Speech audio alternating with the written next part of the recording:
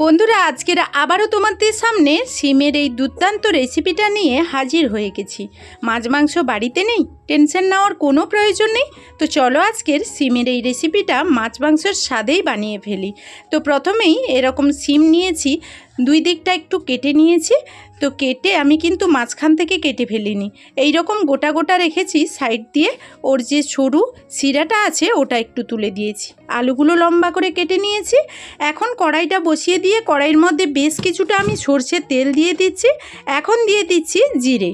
তো আমি হাফ চামচ মতো জিরে দিয়েছি, আর জিরেটা এখন ভাজা হয়ে গেছে। এর মধ্যে দুটো কাঁচা লঙ্কা আমি এরকম কেটে দিয়ে দিলাম, মাঝখান থেকে কেটে নিয়েছি। বেশ কিছুটা আমি এরকম কুচনো পেঁয়াজ দিয়ে দিলাম।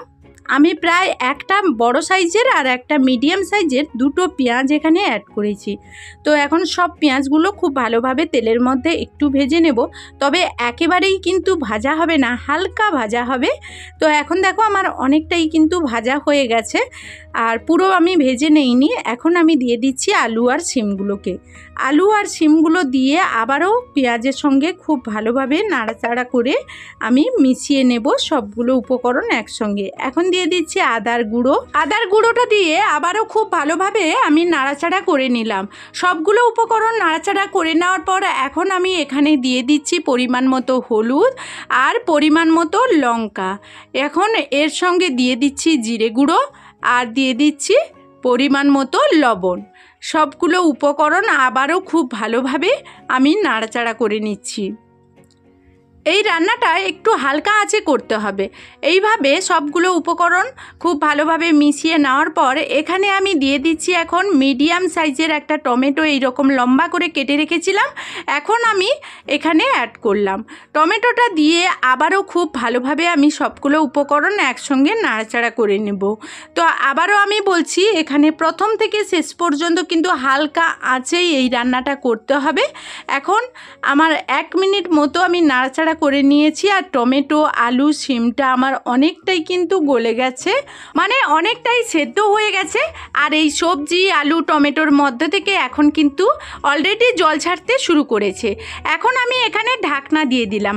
আমি কিন্তু এখনো পর্যন্ত এখানে কোনোভাবে জল অ্যাড করিনি। এখন আবারও ঢাকনাটা খুলে নিয়েছি। এইভাবে বেশ কিছু সময় ধরে হালকা আঁচেই নাড়াচাড়া করে যেই জলটা বেরোবে সেটা কিন্তু খুব ভালোভাবেই শুকিয়ে নিতে হবে এই কড়াইয়ের মধ্যে। এখন দেখো আমার সব জলটা শুকিয়ে যাওয়ার পর আমি বেশ কিছুটা এখন জলটা দিয়ে দিচ্ছি, কারণ আলু শিম 3 ভাগ সেদ্ধ হয়েছে, এখনও 1 ভাগ বাকি। ওই 1 ভাগ সেদ্ধ হবে, এবং গ্রেভিটা তোমরা কতটা পরিমাণ রাখবে সেই অনুপাতেই তোমরা আজকের এখানে জলটা অ্যাড করবে। এখন আমি ঢাকনাটা আবারও খুলে নেব। ঢাকনা দিয়েছিলাম, আবারও খুলে নিচ্ছি। আর এখানে দেখো অনেকটাই কিন্তু মোটা হয়ে গেছে, অনেকটাই জল টেনে নিয়েছে, আর আলুটা ভেঙে যেতে আরও দেখতে সুন্দর লাগছে। এইভাবেই কিন্তু আলু আর শিমের এই দুর্দান্ত রেসিপিটা তোমরা বাড়িতে একবার হলেও ট্রাই করো। এখন শেষমেশ আমি একটু গরম মশলার গুঁড়ো এখানে দিয়ে দিলাম, আর এখন আঁচটা বন্ধ করে দিয়েছি, একেবারেই বন্ধ করে দিয়েছি, লো আঁচেও রাখিনি। এই মুহূর্তে আমি এই পরিমাণ কিন্তু গ্রেভি রাখবো, সেইভাবেই আমি এখানে আঁচটা বন্ধ করে দিলাম। এখন আমি শিম আলুর এই দুর্দান্ত স্বাদের রেসিপিটা এখন বানিয়ে ফেললাম। আর এই রেসিপি যদি বাড়িতে একবার বানাও তাহলে কিন্তু মাছ মাংস যে বাড়িতে নেই সেটাও বুঝতে পারবে না। যেদিন মাছ মাংস থাকবে না সেদিনই এই রেসিপিটা ট্রাই করবে, অসাধারণ হয় এটা খেতে, দেখতেও তেমন। তো এখনকার মতো ভিডিও থেকে বিদায় নেব।